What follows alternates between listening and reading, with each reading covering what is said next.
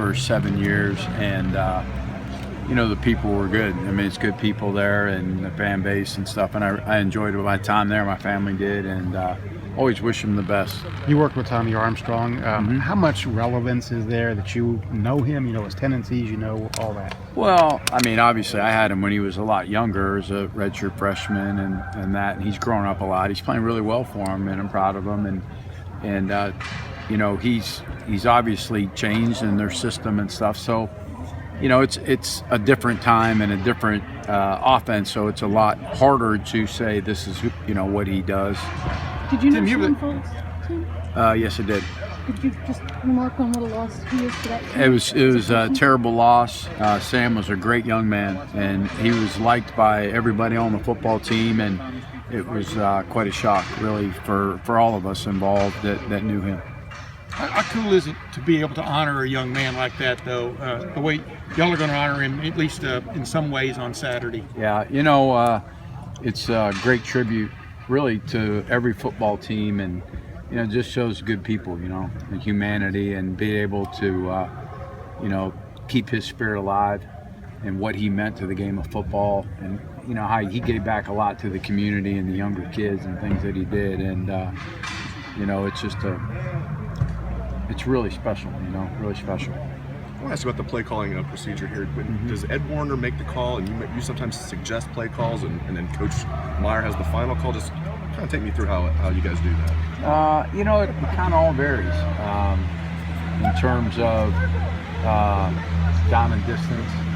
Sometimes, but usually between series we'll talk, come up with kind of a set plays that we like formationally and plays we want to run, and then usually Ed, sometimes myself, will make that call depending on again what it is. I feel like that process is going well. The three of you guys together, just I think you got really, and Zach's involved, and Stud and Tony Alford. I mean, everybody's involved between series to give suggestions to be able to get the schemes we like. Got a lot of great minds, obviously. A lot of guys coach a lot of football and see things, so I think it's been good. Tim, you guys see the vertical passing game suddenly blooming in the next several weeks? I mean, what's from your vantage point, what do you see there that gives you potential or gives you the feel that it could? I think the thing probably got to do is when those opportunities are there, we got to do a better job of converting. Some teams are taking that away. You can't force it. That got us in trouble last year sometimes, trying to force the vertical passes, you get interceptions. We're trying to take care of the football first and foremost and hit the open guy. So, like I said, sometimes that open guy is a deep guy, and we haven't converted quite as much. Those chances are fewer and far between, but we got to do a better job of hitting them. So is JT showing even more patience than maybe even, you've seen before in him as far as not forcing that?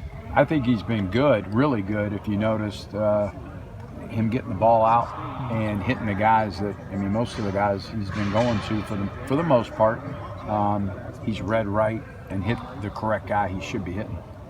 Tim, speaking of JT being patient, it seems like and being able to pick his spots and stuff that at times Tommy hasn't really done it as well.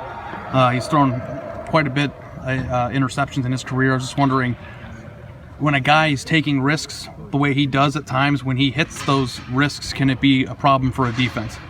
Yeah, obviously, if you, it's high risk, high reward, right? If you put the ball where you're not supposed to put it, you got a chance for interceptions. But if you put it where our guy can do that and make that play, it could have a chance to be a big play with it. So I think sometimes that takes place.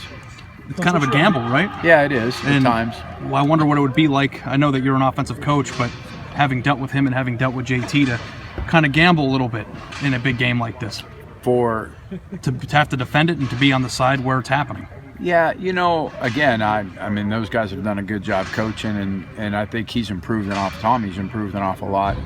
Again, just some crossover film from what I've seen of doing that. But, certainly the way they coach or how they read their progressions is probably a little different than us.